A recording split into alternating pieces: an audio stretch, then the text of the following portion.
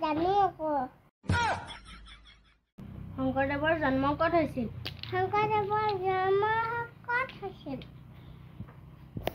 নগাঁও, বৰদোৱাৰ, আলিপুখুৰী, 1449 চনৰ 26 ছেপ্টেম্বৰত হৈছিল।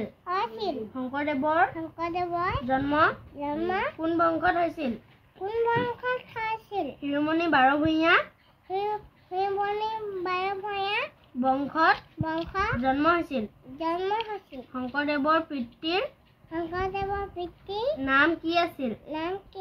কুকুম্বৰ ভূঞা নাম আছিল। শংকৰদেৱৰ মাতৃৰ নাম কি আছিল? সত্য সন্ধ্যা নাম আছিল। শংকৰদেৱৰ আইতাকৰ নাম কি আছিল? খেৰুসুতি।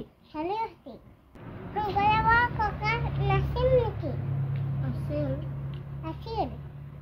আছিল বোলে। ককাৰ নামটো কি? নামটো নাই কোৱা। শংকৰদেৱৰ ককাৰ নামটো কি?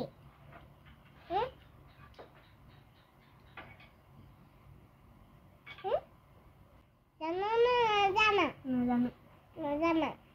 নাজানে। মই জানো আকৌ।